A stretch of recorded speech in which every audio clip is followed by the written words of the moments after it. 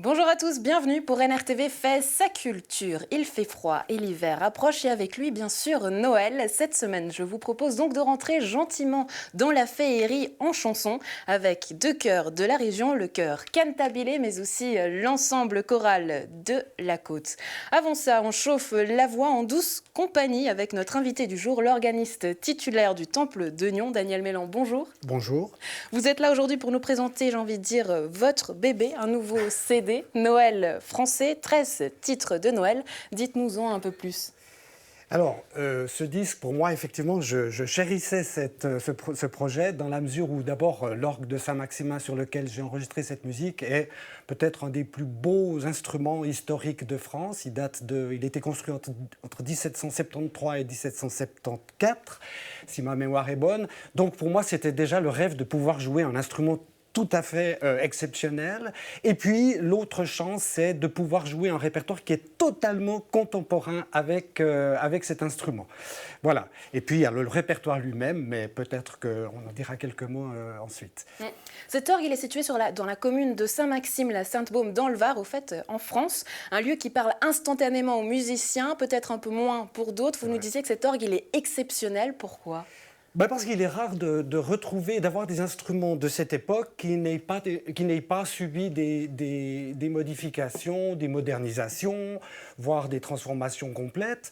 Et là, effectivement, on a tout le matériel sonore, tous les jeux sont de l'époque. Il y a eu quelques travaux sur cet orgue, mais ils sont minimes. Donc là, c'est évidemment un instrument, un témoin exceptionnel de cette époque. Et il a passé, en fait, les affres de la Révolution sans dommage, ce qui n'est pas le cas de beaucoup d'instruments d'autres provinces françaises. Pour faire un lien peut-être avec la région, d'ailleurs, la restauration de cet orgue a été réalisée par le même facteur d'orgue qu'avait réalisé sur les travaux pour l'orgue du Temple de Nyon, achevé en novembre 2016. Donc là, qu'est-ce qui fait au fait la spécificité peut-être quand on travaille sur un tel orgue ? Au niveau de la restauration, à quoi est-ce qu'il faut faire attention ? Alors, c'est peut-être un travail beaucoup plus délicat parce qu'il faut s'inspirer de l'esprit même, du style de cet instrument. Donc, il faut une connaissance au niveau de l'organologie, mais aussi de l'histoire, de la musique. Donc, ça demande aux facteurs d'orgue, à la différence de Nyon, où effectivement, là, on a un orgue neuf, certes, dans un buffet d'époque. C'est vrai, il est quasi d'ailleurs, il est de 1780, le buffet de Nyon.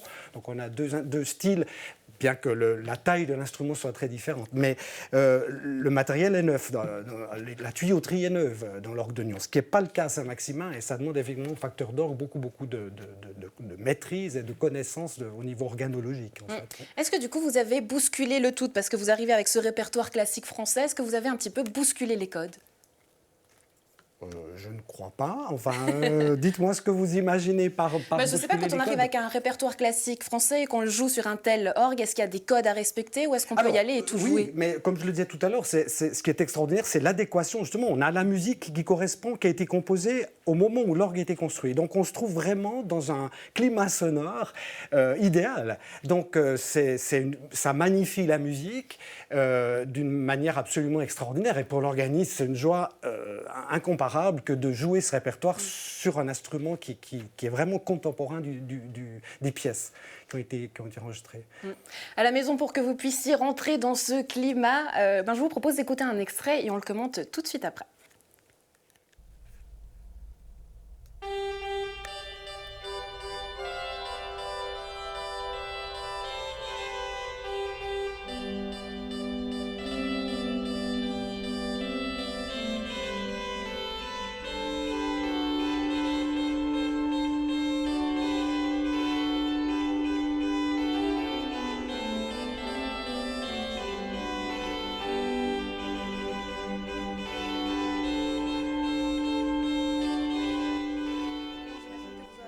Reconnu l'air, de quoi est-ce qu'il s'agit ? Il s'agit du Noël de Saint-Onge. Ce qu'il faut peut-être dire, c'est que toutes ces mélodies enfin en tout cas la plupart de ces mélodies, datent de la Renaissance. Et les organistes du XVIIIe siècle vont développer des variations toutes plus truculentes les unes que les autres en utilisant toutes les possibilités colorées de l'orgue classique français, au point même d'imiter certains instruments des pastorales. Donc on a vraiment une musique picturale, une musique pittoresque et qui évoque bien sûr les jeux de la crèche, les santons, au point même que le clergé à l'époque en a pris ombrage et on a fait interdire aux organistes de toucher l'orgue à la messe de minuit parce qu'on se rendait compte qu'il fallait un service d'ordre pour créer une certaine discipline au niveau des foules qui se bousculaient. Donc voilà, les organistes ont été interdits et du coup ils ont trouvé... C'est-à-dire que les organistes agitaient les foules? C'est-à-dire que les gens venaient pour l'orgue, plus pour l'orgue que pour l'office. Donc je pense qu'il y a un petit peu de jalousie de la part du clergé. Et du coup, c'est très drôle, c'est que les organismes vont trouver refuge dans les salons de l'époque. Et on a un texte tout à fait savoureux de Madame Dudefant qui écrit à Volcker en disant tout Chanteloup soupera chez moi ce soir, je me suis assuré la présence de Balbâtre qui jouera sur son pianoforte une longue suite de Noël. Donc voilà, c'était prestigieux d'avoir un orgue chez soi. Alors là, du coup, on transpose cette musique disons qu'on adapte plutôt, le terme est plus correct, on l'adapte aussi au clavecin et au pianoforte. Voilà. Selon vous, qu'est-ce qui caractérise finalement les chants de Noël ? Alors, ces chants de Noël qui sont quand même relativement différents de ceux que nous connaissons aujourd'hui. Je prends deux exemples, les Anges de nos campagnes, les Divins Enfants. Voilà, c'est un répertoire beaucoup plus moderne, si j'ose dire, enfin, qui date du 19e. Tandis que là, on a des mélodies qui sont... il y a des textes d'ailleurs savoureux, parce qu'à l'origine, comme j'ai dit, c'est des mélodies populaires. Ce qui est intéressant, c'est qu'après la Révolution, on va même écrire des textes révolutionnaires sur les mélodies des Noëls français. Pourquoi ? Parce que le peuple connaissait ça depuis des lustres. Voilà, c'est ce qui donne dans cette musique quand même cette saveur, cette patine. C'est vraiment une des caractéristiques de ce répertoire. Oui. On va demander au DJ, j'ai envie de dire, d'envoyer le son et le deuxième extrait.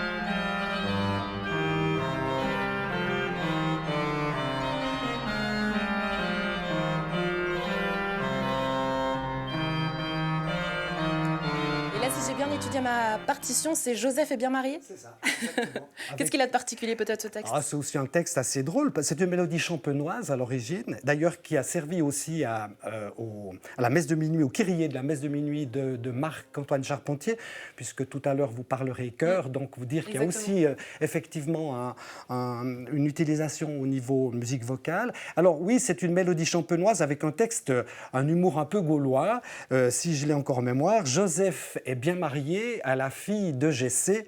C'était chose bien nouvelle que d'être mère et pucelle. Dieu y a bien opéré. Joseph est bien marié. Voilà qui est joliment dit avec de l'humour, Daniel Mélan. Merci d'avoir été avec nous. Si on veut se procurer le CD, où est-ce qu'on va ? Qu'est-ce qu'on fait ? Sur le site d'Ortus, de la maison de disques, c'est le plus simple. Oui, ou la Fnac, voilà. D'accord. Fnac ou la maison de disques Ortus. Voilà. Merci Daniel Mélan. Je vous en prie. Merci à vous. On reste dans un lieu que vous connaissez bien, c'est le Temple de Nyon avec l'ensemble choral de la Côte actuellement en pleine répétition. Le chœur présente Baraque Opéra durant 3 concerts, vendredi 22 novembre et samedi 23 novembre au Temple de Nyon, mais aussi dimanche 24 novembre au Temple d'Aubonne. Attention mesdames et messieurs, on y va. Alors ces 3 concerts, c'est une promenade entre la musique du roi Soleil, la musique du roi Louis XIV, et puis une lettre d'un Vaudois exilé à la cour du roi Soleil qui déprime un livret qu'a composé Roger Bucher, et cette lettre sera lue entre nos extraits musicaux de magnifiques grandes musiques baroques essentiellement françaises. Le but était de trouver en fait des ponts entre les différents morceaux de musique, et puis là je suis parti de l'idée du garde suisse en fait, qui donc sous Louis XIV, qui connaissait un petit peu Lully, Molière, enfin toute cette période, et puis lui-même à la nostalgie du pays, il aimerait rentrer, mais il ne peut pas parce qu'il a des dettes de jeu. Donc il écrit à sa sœur qui est restée ici en Suisse, et puis il lui explique un peu comment se vivent les fêtes à Versailles.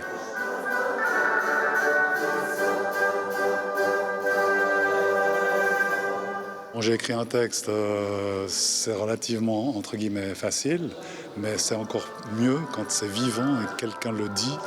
Et tout le chœur a participé à ça. Avec les deux comédiens, il y a une complicité extraordinaire qui fait qu'on a vraiment un spectacle. Jouer avec, et c'est ça l'originalité, que des hautbois, des anges doubles, des bassons, des corps anglais et des hautbois d'amour. Et ça, c'est extrêmement spécifique parce qu'il y a peu de hautboïstes, puisque c'est un instrument difficile, extrêmement ancien. Et il s'agissait de rassembler ses amis pour ces 3 concerts.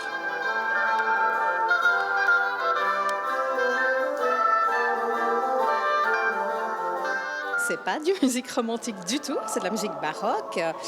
Et on entend surtout beaucoup la force de Louis XIV, son importance, puisque, allez savoir pourquoi, il y a beaucoup de pièces qui célèbrent le soleil.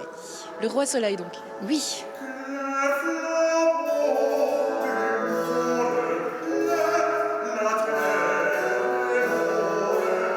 Aussi des moments plus religieux, puisqu'on a 2 extraits de messe, une écrite sur un Noël ancien, un kyrie écrit sur un Noël ancien, et puis des choses assez solennelles aussi et amples, parce qu'il faut sentir la royauté, la majesté.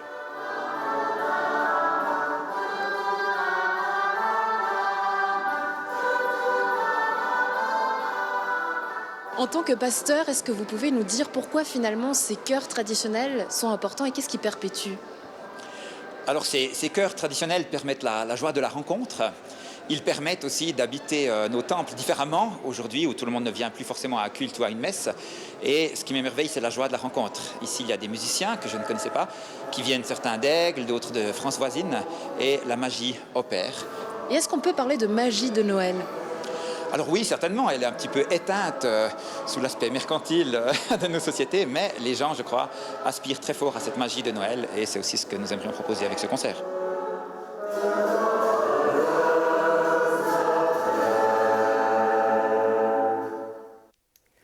Trois autres concerts pour le chœur cantabile, samedi 30 novembre et dimanche 1er décembre au Temple de Rolles et dimanche 8 décembre à l'abbaye de Beaumont. Le chœur de Crassier fête cette année son 10e anniversaire. L'occasion donc d'en parler en plateau avec nos 2 invités. Marie-Noëlle Favarger-Schmitt, présidente du chœur. À vos côtés, Marina Delay-Paltani, sponsor pour et organisation logistique. Vous occupez donc de ces 2 tâches pour le chœur. Merci d'être avec nous, mesdames.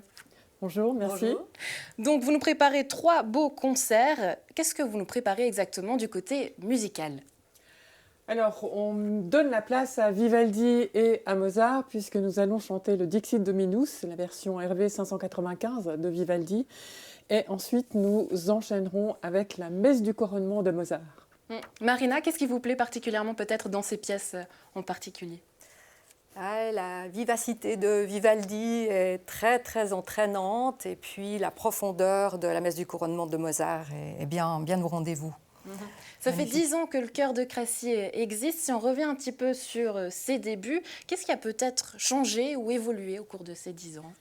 Alors, je crois qu'il faut déjà dire que la messe du couronnement a permis la création du chœur cantabile, puisqu'à l'époque, c'était Jean-François Vanet qui en assumait la direction.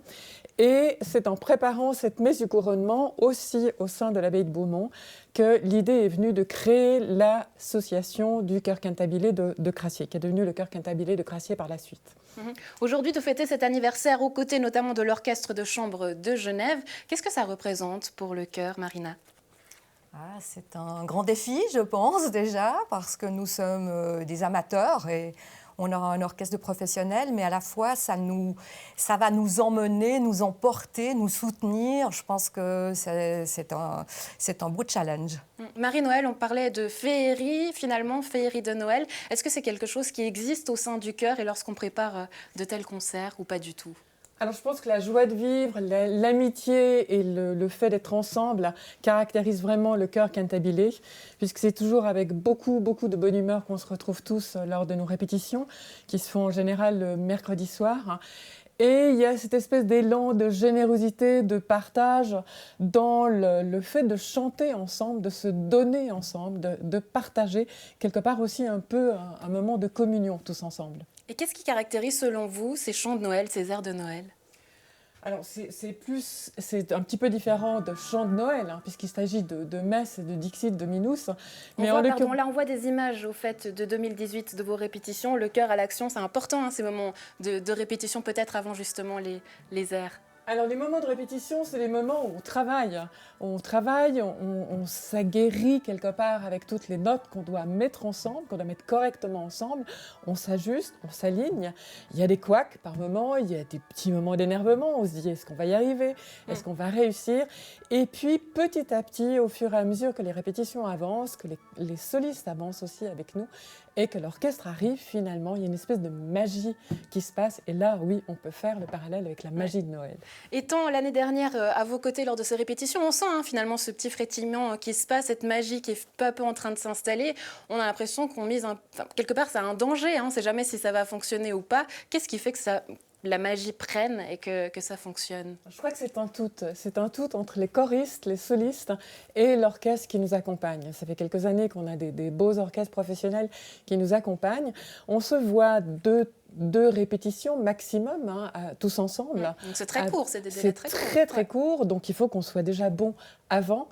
Et il y a cette espèce de symbiose tous ensemble, et on a envie tous d'y arriver, et on a envie d'offrir le meilleur à notre public surtout. Oui, j'imagine. Pour y revenir, justement, les caractéristiques des chants de Noël, selon vous?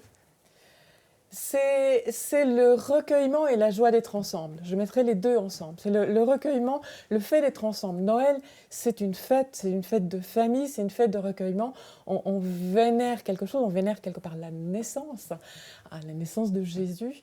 Et c'est vraiment tout ce recueillement autour de cette naissance, de cette célébration. Marina, vous êtes d'accord avec ça, j'imagine?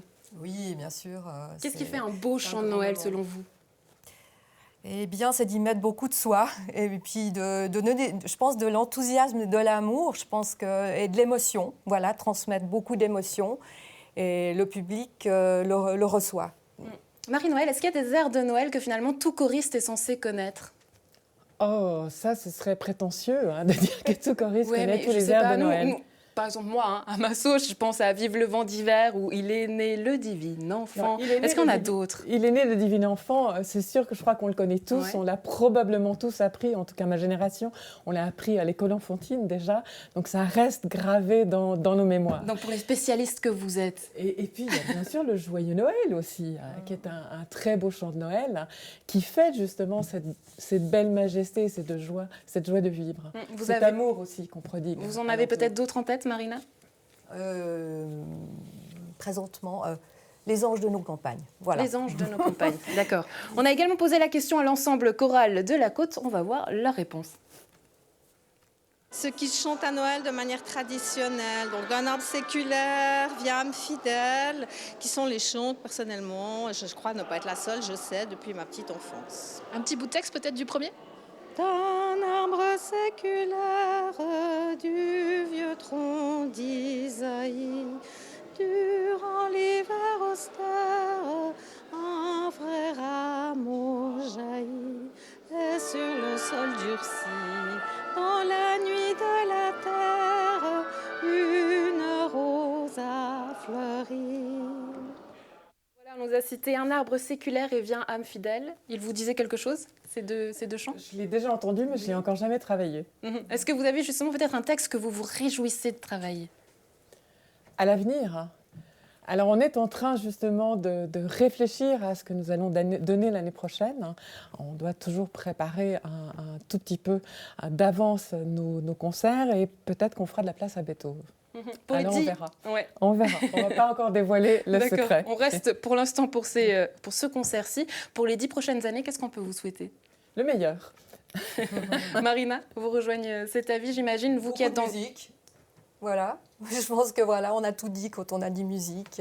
C'est notre vœu le plus cher d'aller dans ce qui est beau, musicalement parlant. Et 3 concerts justement à découvrir le samedi 30 novembre, dimanche 1er décembre au Temple de Rolles et dimanche 8 décembre à l'abbaye de Beaumont. Marie-Noël, Marina Delay, merci d'avoir été avec nous. Bonne fête à vous, j'ai envie de dire, et à très vite. Merci, à vous aussi. Quant à nous, on se retrouve très vite pour plus de culture et plus d'aventures. À la semaine prochaine.